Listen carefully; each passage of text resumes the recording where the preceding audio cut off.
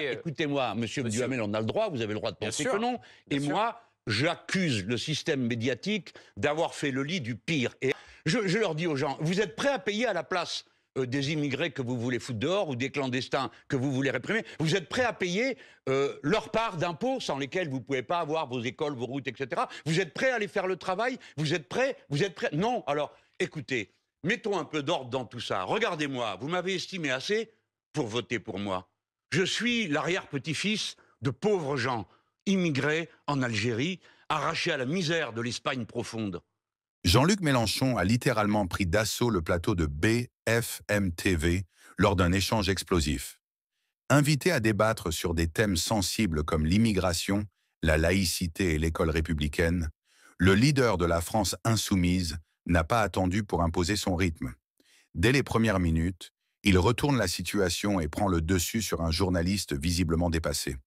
Plutôt que de subir les questions, Mélenchon attaque frontalement. Il démonte les discours sécuritaires, dénonce l'hypocrisie européenne et pousse le débat là où peu osent aller. Face aux peurs brandies par Benjamin Duhamel, chiffres à l'appui, il déroule une vision sans concession. Selon lui, l'Europe organise le rejet des migrants tout en profitant de leur travail. Quand moi je suis né, alors là, bon, c'était pas la gloire, on avait un ancêtre sur 10 qui était un étranger. Aujourd'hui, c'est 1 sur 4. Lequel de nos ancêtres vous répudiez? Mais je viens sur le fond. Si les délires de M. Zemmour s'appliquaient, il dit il n'y a plus un immigré qui rentrera en France. Et lui dit, parmi tous ceux-là qui arrivent à Lampedusa, il ne faut en accueillir aucun. Il faut même faire en sorte de les renvoyer très rapidement, qu'ils ne puissent même pas traverser la Méditerranée. Oui. Ah non, mais d'accord, mais ça, c'est un autre sujet. Moi, je suis d'accord pour dire qu'il vaut mieux que les gens ne partent pas de chez eux, pour une raison humaine. Primo, secundo. Parce qu'il y a un intérêt au développement de ces pays. Qui croyez-vous qui soit aujourd'hui en train de passer? Ce sont des gens, le plus souvent, qui ont une qualification. Pourquoi? Parce qu'eux ont les moyens de payer le passage, qui coûte horriblement cher chez les trafiquants. Donc, c'est une opération de pillage de la matière grise de ces pays qui se déroule en ce moment. Et vous avez en France des gens qui, la bouche en cœur, vous disent « Oui, oui, nous allons faire une immigration choisie et nous allons prendre les gens dans les métiers en tension. » Vous allez voir la liste, et dans les métiers en tension, vous trouvez toutes sortes de métiers de haut niveau de qualification. Ça veut dire qu'on se prépare à piller les autres, puis après on dira « Oh là là, ils arrivent à rien ». Mais Jean-Luc Mélenchon, on va parler dans un instant précisément de cette question qui est dans le texte de loi que propose le gouvernement. Mais pour que les choses soient très claires, vous demandez au président de la République d'accepter le fait de récupérer et d'accueillir un certain nombre de migrants qui sont arrivés à Lampedusa. Et vous dites qu'il faut qu'en Europe, il y ait une répartition, quitte à faire de la coercition. C'est-à-dire qu'on ne demande pas, parce que vous savez très bien qu'en Europe, il y a toute une série de pays, mais attendez, qui monsieur, ne veulent même pas entendre parler monsieur d'accueillir certains migrants. Mais vous avez raison, 1000 fois raison. Et cette bande d'hypocrites qui est là tout le temps avec nos valeurs, ils se drapent dedans, ils font un numéro sur les valeurs humanistes, de liberté et tout ça, ils ont voté des dispositions en commun en disant « Bon, ceux qui n'en veulent pas, payent ». Alors on a dit « Vous voyez, c'est une amende ». Non, non, c'est les riches qui payent pour se débarrasser des pauvres, donc qui sont au début pauvres en effet en arrivant. Donc l'Europe a voté des règles qui permettent à ceux qui ont des sous, comme les Allemands, à force de vendre des grosses voitures qui polluent tout, eh bien ils ont des sous et eux ils peuvent se payer de ne pas vouloir d'immigrer. C'est une honte absolue. Donc il faut que ce soit coercition. Nous les Français, nous sommes capables d'accueillir 250 personnes venant de Lampedusa. Je demande qu'on les accueille, on prend les 250 et on dit aux autres, ben faites-en autant. Et puis c'est pas tout. On dit on prend les francophones. Pourquoi? Parce que nous avons la chance, nous, pas les Allemands, d'avoir une langue en commun avec 700 millions de personnes à la fin du siècle. Jean-Luc Mélenchon, pour le coup, vous êtes clair, mais je voudrais vous soumettre un chiffre. Non, mais là-dessus, vous avez le mérite de la clarté. Vous dites, il faut les accueillir sans embâche. Un chiffre. 51% de vos sympathisants de la France Insoumise, c'est un sondage BVA de février 2023, disent vouloir moins d'immigration. Est-ce que, pardon de vous le dire comme ça, vous n'êtes pas totalement décalé par rapport à ce que veulent non seulement les opinions publiques, mais même votre propre électorat qui dit il y a trop d'immigrés en France? Est-ce que vous n'êtes pas en décalage absolu? C'est-à-dire qu'il vous faut faire une grande distinction que vous allez comprendre parce que vous avez fait des études. Je ne gère pas des parts de marché, je ne tiens pas une épicerie. Je participe à la vie d'un mouvement politique dont les principes sont l'humanisme et une bonne et saine compréhension de ce que les êtres humains font quand ils sont ensemble et nombreux. D'accord? Je crois à la créolisation. Donc, c'est ça que j'ai à proposer. Si vous pensez que j'ai tort, ne pensez pas comme moi.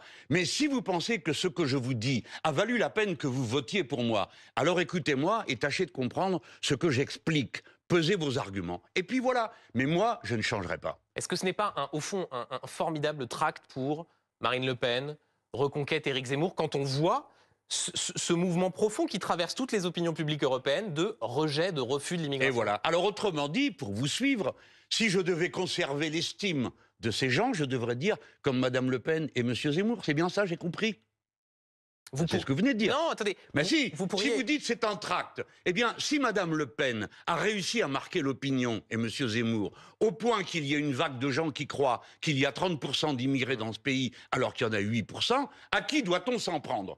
Au tract que vous avez vu diffusé des milliers de fois par des milliers de militants zémouristes ou le pénistes? Non, aux médias qui ont cultivé cette fleur vénéneuse pendant des mois, des années. Les immigrés ceci, les immigrés cela. Non mais si, madame. Écoutez-moi, monsieur Duhamel, on a le droit, vous avez le droit de penser que non. Et moi, j'accuse le système médiatique d'avoir fait le lit du pire. Et avant, dans chaque grande crise du capitalisme, et nous sommes dans une grande crise, c'est plus que le capitalisme maintenant, c'est carrément la civilisation humaine.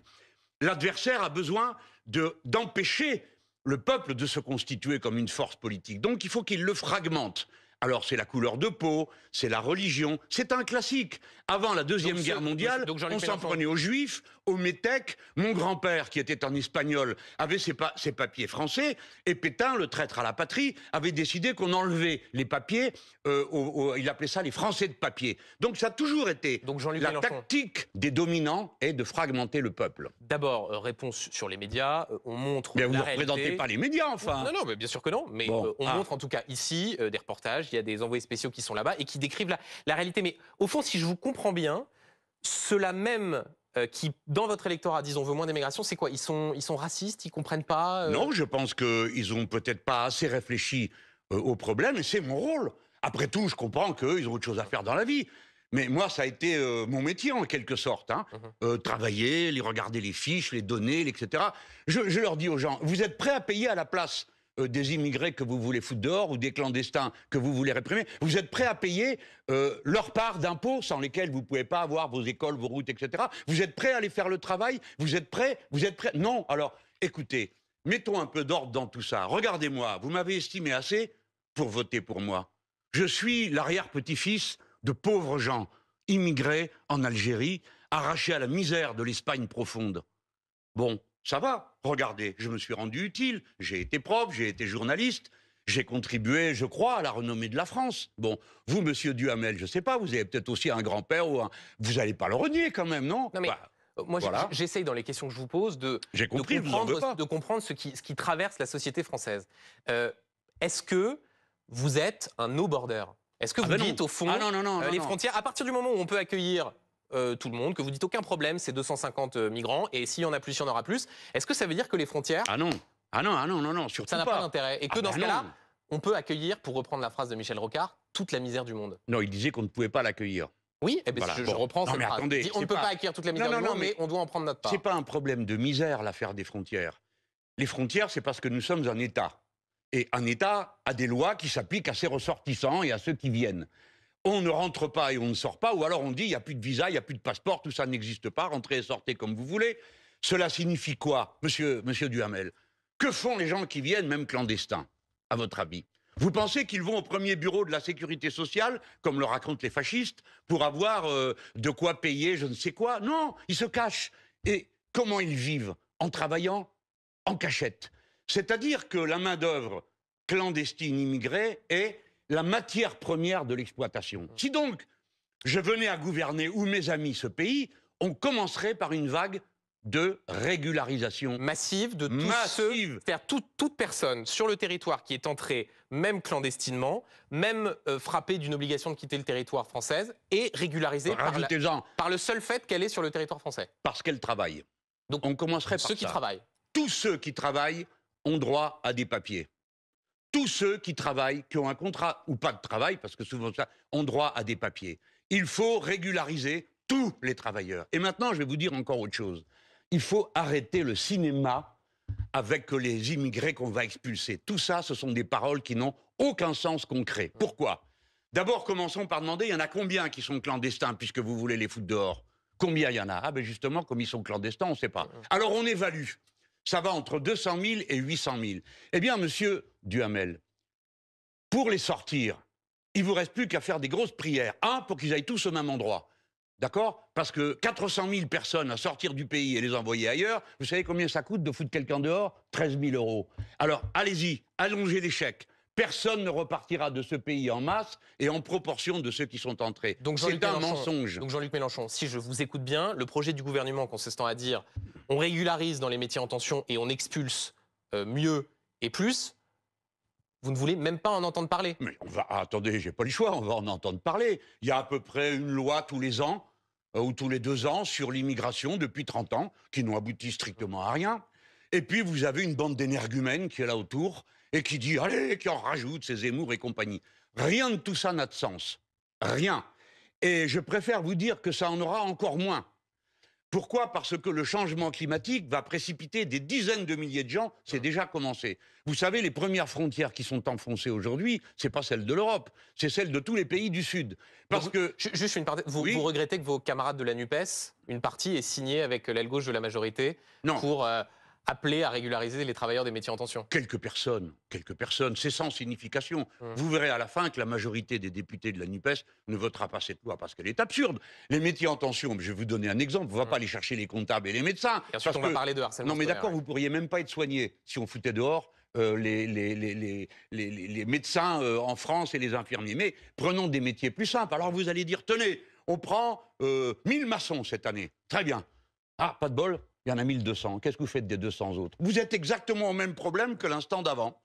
Tout ça n'a pas de sens. Et je dois vous dire que vous serez tous obligés de... Je dis tous parce que je serai dedans, bien sûr, mais peut-être que ça me concernera moins longtemps que vous. Hein, mais vous serez obligés de vous poser d'autres questions. Vous ne pourrez rien contre le fait que les êtres humains se déplacent. Monsieur Duhamel, les rats, les cafards et les êtres humains sont les seuls qui ne sont pas attachés à un biotope. Ils peuvent vivre n'importe où. Et n'importe quel être humain veut que ses enfants vivent mieux que lui-même. Et vous ne pouvez rien contre ça. Alors tâchons d'en faire une richesse. Est-ce que je vous pose un problème, moi, à part mon discours qui peut être imposant? Je vous dirai ça dans 40 minutes. D'accord. Mais dès comme moi, il y en a des milliers. Avançons si vous le voulez. Donc, bien. Monsieur Duhamel, je termine là-dessus. La première chose à faire, mettons le maximum d'argent pour accueillir proprement les gens et surtout éduquer les enfants. On vous a entendu. Éduquer encore et encore parce que ce sont des cerveaux qui seront mis à la disposition de la patrie républicaine. Parler d'éducation. Autre sujet d'actualité qui a frappé et ému toute la France, c'est la question du harcèlement scolaire avec le suicide du jeune Nicolas harcelé à Poissy. BFM TV révélait hier la lettre du rectorat menaçant ses parents d'une plainte pour dénonciation calomnieuse alors même qu'ils essayaient d'alerter l'éducation nationale. Nous étions victimes, nous sommes devenus coupables, dit la maman de ce jeune Nicolas. Gabriel Attal a parlé d'une honte, a lancé un audit auprès des rectorats. Qu'est-ce qu'on peut faire de plus pour lutter contre le harcèlement scolaire, Jean-Luc Mélenchon? D'abord, il a bien fait de faire un audit. Ce rectorat de Versailles, il y a un problème. Déjà, dans l'affaire Samuel Paty, j'avais levé le fait qu'il avait été alerté et qu'il ne s'était rien passé. C'est tout juste si Paty ne s'était pas fait engueuler. En tout cas, l'établissement. Et j'avais mis en cause le rectorat. Alors le ministre était monté sur ses grands chevaux et avait dit « vous n'avez pas le droit de mettre en cause des fonctionnaires ». Oui, mais... Rappelons que la rectrice qui était en fonction à l'époque ne l'est plus. Hein. Oui, bien sûr. Mais c'est pour dire que peut-être a-t-on introduit dans ce rectorat comment dire, comme ils disent, ils veulent gérer ça comme des entreprises. Mais l'éducation nationale n'est pas une entreprise. Ils ont donc un comportement, un comportement managérial. Ils ne comprennent pas qu'on parle... C'est pour ça qu'il faut mettre à la tête d'un rectorat quelqu'un qui vienne de l'éducation nationale. Quel qu'ait été son rôle avant, il sait qu'on parle de gosses, d'éducation et de tout ça. Mais ce qu'on voit bien, Jean-Luc Mélenchon, c'est que là, c'est pas seulement la question de la personne qui est à la tête du rectorat, c'est une succession de dysfonctionnements. Absolument. Qu'est-ce qu'on peut faire de plus pour éviter que ça arrive? Est-ce que c'est une question d'argent? Est-ce que c'est une question de formation? Est-ce que c'est une question de sanctions vis-à-vis des parents d'enfants harceleurs? Non, ça on le met de côté. Ah bon? Bah oui, on est en République ici, vous l'avez sans doute noté. En République, le principe de la responsabilité collective n'existe pas. Vous le savez? Si, dans le code pénal, il y a des dispositions pour responsabiliser les parents. Oui, quand vous êtes en bande organisée. Je le sais puisqu'on accuse toujours des militants d'être en bande organisée. C'est avec ça qu'on essaye de nous flétrir et de nous calomnier judiciairement. Les parents n'ont pas de responsabilité concernant l'éducation de leurs enfants quand des enfants harcèlent, insultent. En l'espèce, c'est ce qui s'est passé avec le jeune Nicolas. Attendez, j'y viens. Les parents font ce qu'ils peuvent, le plus souvent. Il peut y avoir des parents qui sont au-delà de la ligne. Là, on parle des parents, d'accord? Après, on parle de l'école. Mais parlons des parents. Si vous examinez les causes du harcèlement, examinez-les. Ce sont des injures grossophobes, comme on dit. C'est-à-dire, si à la maison, pour injurier quelqu'un avec qui on est fâché, les parents disent « Oh, l'autre gros lard », ils participent à la fabrication d'une mentalité. Si, à la maison, on insulte les homosexuels, parce que, des fois, parlons cash, on ne voudrait pas que ce soit son gosse. Et donc les parents sont responsables? Les parents... Dans ce qu'ils disent? Tous les adultes, vous aussi, moi, à cet instant, notre manière de parler, notre manière de... La jeune génération est à notre charge. Donc, à tous, pas seulement nous, pas seulement les parents directement. Donc, c'est toute la société et ses manières de se comporter. Mais franchement, avec ça, on ne fait rien. On est à un niveau tel de généralité que qu'est-ce que vous voulez qu'on y fasse? On attend que l'humanité soit meilleure. C'est important de poser le constat. Donc, qu'est-ce qu'on fait de plus? Que les parents réfléchissent. Mais de là, aller les punir, c'est la mode en ce moment. Il y a un problème, c'est de la faute des parents. On sait tous que la vie de famille est très lourdement, aujourd'hui, impactée par les conditions matérielles d'existence. Les gens ont faim à la maison, les gens ont froid, les gens ont trop chaud et il ne se passe rien. Et pour des millions de familles, la première question qui se pose dans la vie, c'est survivre jusqu'à la semaine suivante. Donc je trouve qu'il y a une forme de lâcheté à s'en prendre aux parents. Maintenant, voyons l'acte éducatif, parce que c'est le plus important. Et d'abord, je vais vous dire une chose d'anciens profs. Ce sont des enfants, des mineurs auxquels nous avons affaire. Tout ce qui leur arrive nous concerne d'un point de vue pédagogique. Est-ce que la science pédagogique, la pratique pédagogique, la formation pédagogique a progressé en même temps que les moyens qui se sont développés de connexion entre les jeunes gens? Vous savez, du harcèlement, j'en ai été victime en 1962, alors c'est pas d'hier. Vous aviez à l'époque? Eh ben, j'avais 11 ans, 12 ans. Qu'est-ce qui vous est arrivé? Bico, raton, rentre chez toi, etc. Parce que vous, rappelons-le pour ceux qui nous regardent, vous veniez de Tanger. Oui. Et donc, bon, comme vous avez fait l'objet de à votre avis, comment ils avaient trouvé ça? C'est à la maison. À la maison, les parents disaient « les pieds noirs, si, c'est des bicots et tout ça ». Alors, ils venaient à l'école, « ouais, bicots, voilà ». Bon, on a toujours connu ça. Mais à l'époque, si vous voulez, il n'y avait pas la capacité de harcèlement qu'il y a aujourd'hui par un certain nombre de liens. Donc, il y a des associations qui ont compris ça, qui ont mis au point des méthodes. Il faut les aider. Elles ne sont pas en capacité d'avoir assez de personnel pour faire face aux situations. Parce que ça peut être un coup dans ce lycée, puis après c'est le collège là-bas. Bon, il faut donc qu'on ait en quelque sorte des gens capables de bouger. Les profs. Mais c'est-à-dire concrètement, il faut des personnels d'éducation en plus formés. Mais vous vous rendez compte que du nombre de profs qui manquent aujourd'hui à cette rentrée, le nombre d'établissements où il n'y a pas de CPE, maintenant on dit ça, c'est un grand mot. De mon temps, on appelait ça le surge, le surveillant général. Pourtant, le budget de l'éducation nationale n'a jamais été aussi abondé. Alors c'est que les gens doivent le voler, qu'est-ce que vous en pensez? Vous avez une explication à me fournir? Non, moi, je vous pose la question. Non, vous ne me posez pas une question, vous dites une bêtise, pardon de vous le dire. Sur le budget de l'éducation nationale? Le budget a augmenté, peut-être bien, mais est-ce que ça répond au problème qu'il n'y a pas de profs? La preuve que non, c'est qu'il n'y a pas de profs. Ou alors vous me dites que quelqu'un a volé le budget. Parce qu'il y a des problèmes d'attractivité du métier, qu'on a du mal à recruter. Pourquoi? Parce que sans doute le métier n'est pas assez payé. Parce que c'est mal payé. Parce que la difficulté est plus grande aujourd'hui qu'elle n'était il y a 30 ou 40 ans. Quand moi j'ai voulu être prof, je faisais de la philo. Il y avait 50 postes en philo et 2300 candidats. Mais Jean-Luc Mélenchon, ce que j'entends, c'est que vous dites qu'il n'y a pas moi, j'ai renoncé avant même d'avoir commencé. Il n'y a pas de solution miracle contre le harcèlement scolaire. Il n'y a pas de solution si on ne se met pas au boulot. Si on dit c'est de la faute de la famille, c'est de la faute des enseignants, on a perdu d'avance. Et des harceleurs, éventuellement les mettre dans... On sait que maintenant, désormais, c'est à eux de quitter les établissements. Est-ce qu'il faudrait... Éric Zemmour, ce midi, disait qu'il faut les mettre encore plus dans un établissement, sorte de lieu de redressement, les enfants harceleurs. Bon. D'abord, Éric Zemmour, qui est un journaliste, donc il sait tout. Il sait aussi la pédagogie, comment on fait, comment on accueille des enfants, comment on les élève, etc. Tout ça est absurde.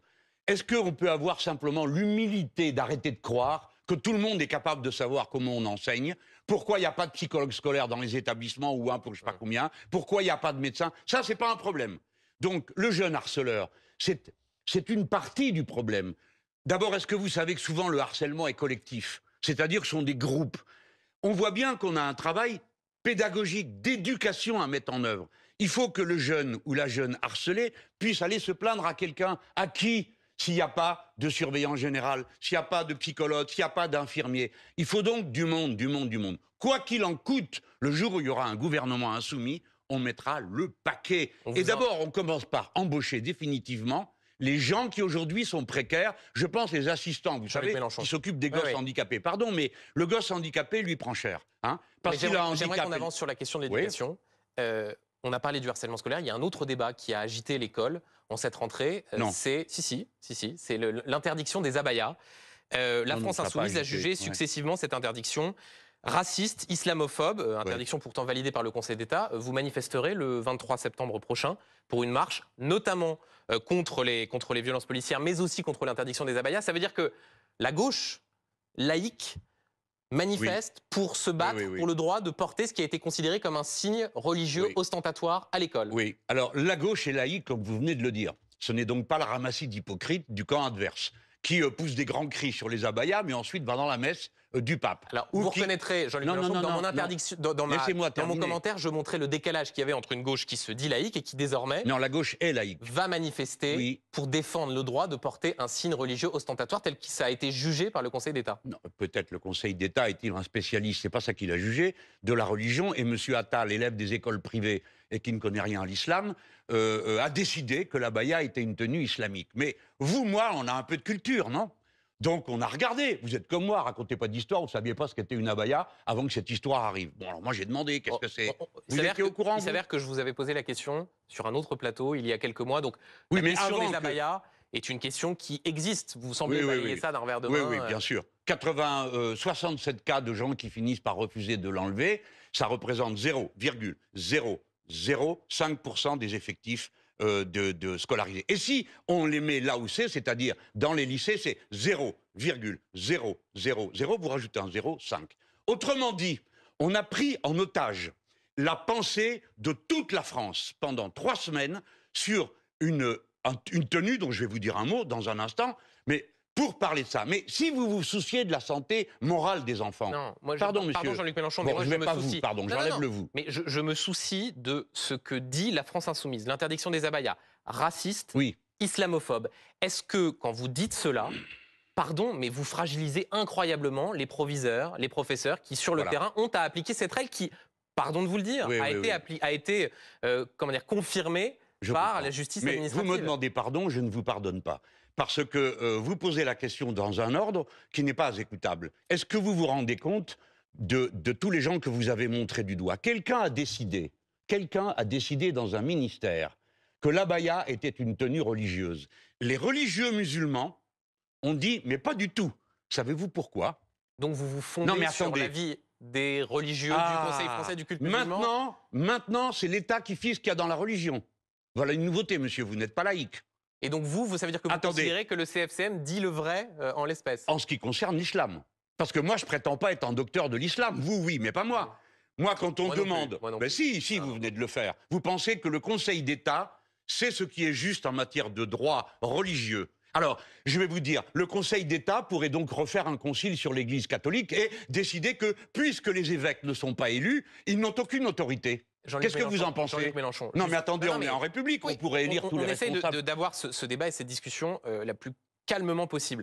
Dans les arguments... Mais je suis très calme, c'est vous qui ne l'êtes pas, vous devenez nerveux. Là. Moi, je ne suis pas du tout nerveux. Mais si, parce que vous êtes pris à revers, l'abaya n'est pas une tenue religieuse. Jean-Luc Mélenchon, quand les enquêtes que BFM TV a pu faire démontrent que des prédicateurs sur les réseaux sociaux, sur TikTok, incitaient des jeunes filles à porter des abayas pour aller tester les règles de la laïcité, pardon, mais il ne faisait pas ça simplement pour le plaisir de demander à des jeunes filles de porter ces abayas. C'était bien qu'il y avait un projet politique et religieux derrière. À ce moment-là, il y a eu un projet, grâce, comme toujours, à une forme d'offensive. Parce que ce que vous n'avez pas l'air de savoir, vous ne m'avez pas posé la question. Les religieux disent ce n'est pas un vêtement religieux. Pourquoi, à votre avis? D'où vient la mode des abayas? Elle vient notamment du Golfe, d'Arabie Saoudite, du Qatar, où des jeunes filles disent porter des abayas au nom de la pudeur. Est-ce que ça, c'est quelque chose, vous dites laïque pour l'égalité femmes-hommes, le principe d'une tenue qui permette d'assurer la pudeur des femmes, c'est quelque chose qui vous... Premièrement, laissez les femmes évaluer elles-mêmes où est leur pudeur, et ne vous en mêlez pas, s'il vous plaît. Deuxièmement, ce que vous ne savez pas, c'est que certaines branches de l'islam, notamment au Qatar et en Arabie Saoudite, considèrent que l'abaya est une tenue indécente. C'est la raison pour laquelle les sages, qui sont dans le conseil, qui décident de ce qu'il y a dans la religion musulmane, ont décidé que ce n'était pas une tenue religieuse, parce qu'ils n'avaient pas l'intention de se disputer entre eux sur la manière de s'habiller. Il y a dans l'islam des traditions différentes. Et ce n'est pas à nous de décider ce qu'il y a dans la religion. Si vous faites ça, vous n'êtes pas laïque. Quand les durs de la laïcité, mes ancêtres, ont demandé à l'Assemblée nationale, à Briand et aux autres, de mettre l'interdiction de s'habiller dans la rue avec des chasubles qui étaient celles des prêtres, les autres ont dit « Ah ben, il n'y en est pas question, se met une chasuble qui veut ». Et c'est comme ça qu'ils ont répondu. Donc, ne décidez pas de ce qui est de la religion à la place des religieux. Deuxièmement, cessez de mettre en cause toujours les habits des femmes, parce que vous êtes légèrement obsédé. Jean-Luc Mélenchon. En définitive, cet échange n'a pas seulement été un simple débat télévisé, mais un moment de vérité. Jean-Luc Mélenchon a su imposer son discours, briser les cadres imposés et rappeler des réalités que beaucoup préfèrent ignorer. En face, le journaliste n'aura jamais réussi à reprendre la main, laissant place à une confrontation déséquilibrée où le leader insoumis est sorti largement vainqueur.